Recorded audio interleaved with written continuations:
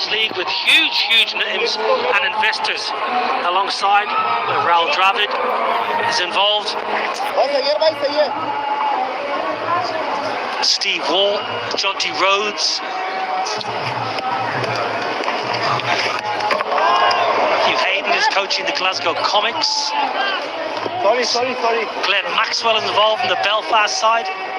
Just positive news. I can't remember the last time there's been such a positive mood around Irish cricket.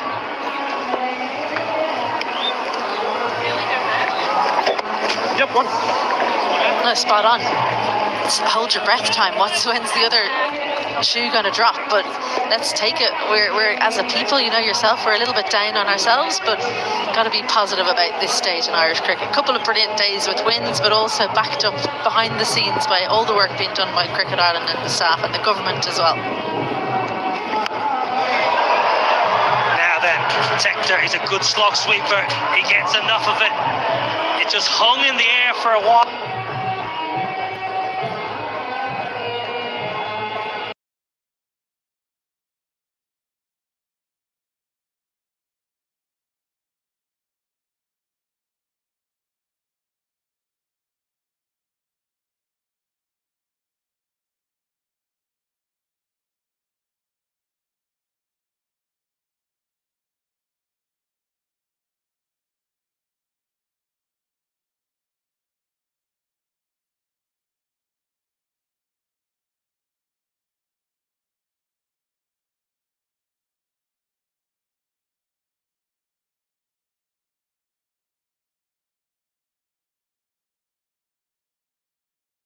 Oh, I missed out on a free hit. I should have sent that for 6. Smash leg side. Just be a single. Another decent over though for Ireland. 8 off at 12 done. 2 fat ladies, 88 for 3.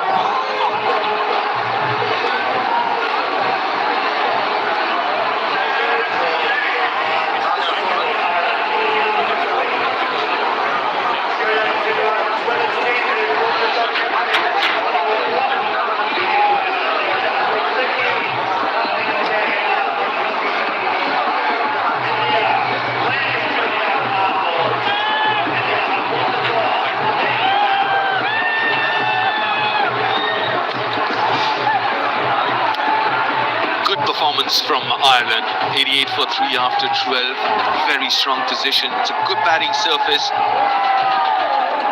and a really good partnership, Kev. It's a 40 of 28. That's the kind of partnership you need.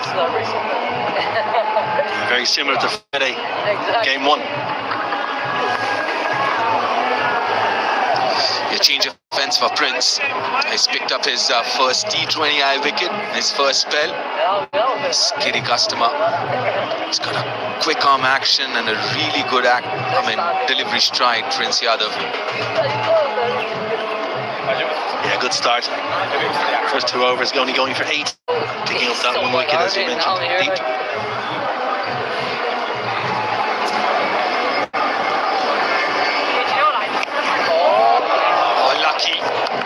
The top edge over Ishan Kishan. Boundary gladly. You're going to swing hard. Ben Kalitz was a good length again in line from Prince Yadav in towards the thigh pad area, and he's top edged it. Ishan Kishan just not tall enough, and big momentum for Ireland here. The momentum has shifted as it did on Friday. How long can Ireland keep this momentum with them? And obviously how quickly can India wrestle it back?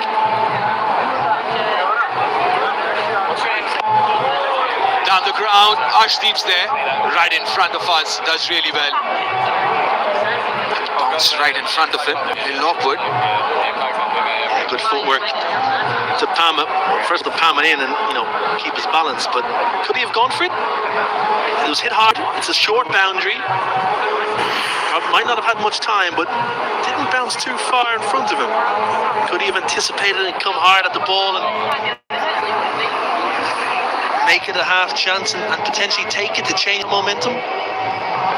The other important thing that the Indian captain and especially Ishan Kishan should help as well.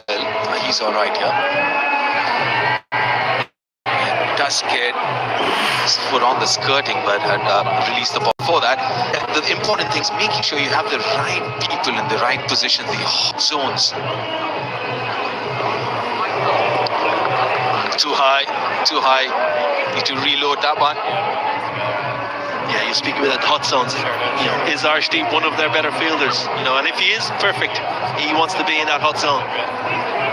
Well, I personally believe he's a safe fielder, but not best, and it can be really quite tricky because of the dimensions we've spoken about, especially when you're standing in mid-off, mid-on at this venue, because you've got a really short straight boundary, but there are bigger pockets, the deep mid-wicket or the extra cover area. So where you position yourself, where do you stand? How's the batter batting? Is he trying to go straighter or squarer? It's so nuanced feeling. We don't talk enough about feeling, but especially in tricky dimensions like venues like this one here, you've got to be a smart fielder in terms of positioning. And now we've got Shreyas, the skipper himself. He's absolutely brilliant.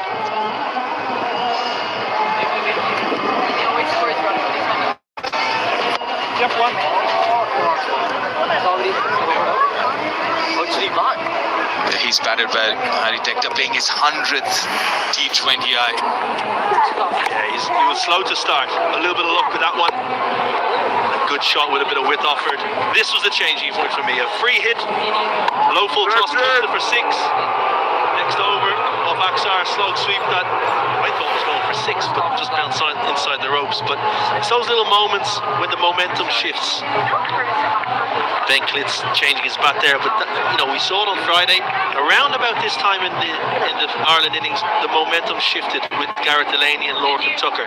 It's starting to do the same here today. So this is promising signs for Ireland. They scored 184 on Friday. At the moment, can they get in around 180 again? Ideally, they should. 96-3. This is the 13th over. Nicely bowled. Well, certainly with Garrett Delaney in form, George Dockrell probably slated to come at 7. He scored 19 off 9 or 10 balls on Friday, so they have the power to come. Good length from Yadav. A little bit of it nipping in off the seam. Harry Tector potentially looking a little bit square on that one. But it's interesting the lengths from the Indian bowlers. Can they continue to hold that length that they bowled in the power play? They didn't on Friday. Garrett Delaney punished them in particular. Can they hold the lengths a little bit better today?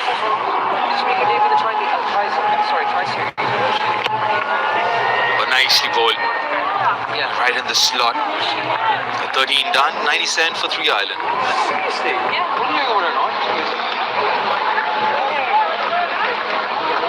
Yes, very good.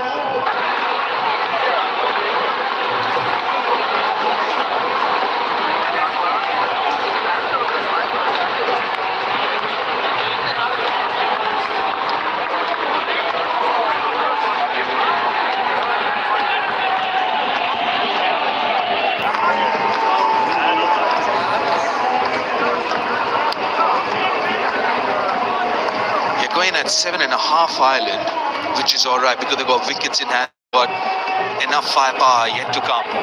So they should be looking at 180. Generally, rule of thumb is by the 12th over, if you have enough wickets in hand, you double the score. So it was around 91, 92. You double it, so it comes to 180, 185. So on par here, Ireland. Harshit Rana into the attack, starts off with a pace off. Get only a single. Talk about length. What do you make of the length that the Indian bowlers have bowled so far? Yeah, they've been good. They held their length very well in the power play on Friday, and again today as the 50 partnership comes up off 35 balls, adding real momentum to the innings between Harry Tector and Ben Klitz. It's interesting now, this was a similar period on Friday. Can the Indian bowlers get the Irish batters hitting into the deeper pockets? On the flip side, the Irish batters know the plan. Can they maybe use the pace of the Indian bowlers a little bit more and look to deflect behind the wicket? Hasn't timed it, but mid-off's inside the circle. This is good batting. This is very good batting. Flat batted it for another boundary. The 100 comes up with that. Yeah, good cricket. Khalid's just backing away a little bit, getting set. Anticipated that Harshad Rana was going to go into the wicket on a straight line. Just created the room for the hands to come through and put excellent connection on it. And it's nearly gone all the way for 6. Great position there. Stable on contact.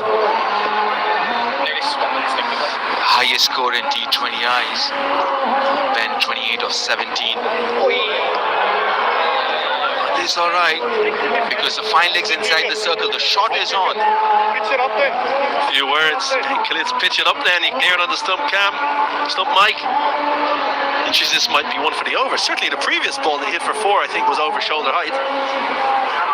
But yeah, a little bit of niggle. Harshad Rana not having it all his own way today.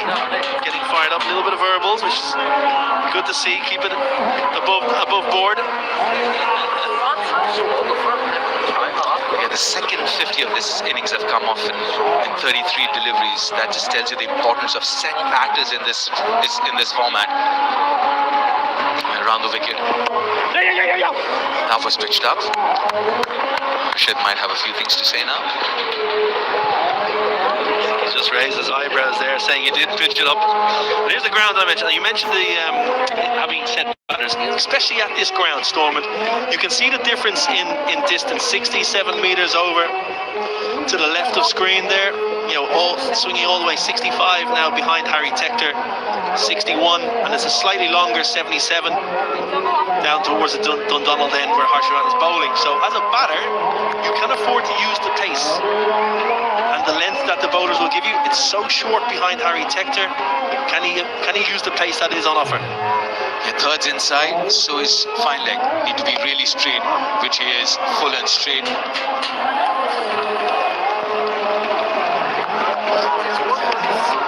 That's one thing I thought the Irish bowlers did really well in the first game.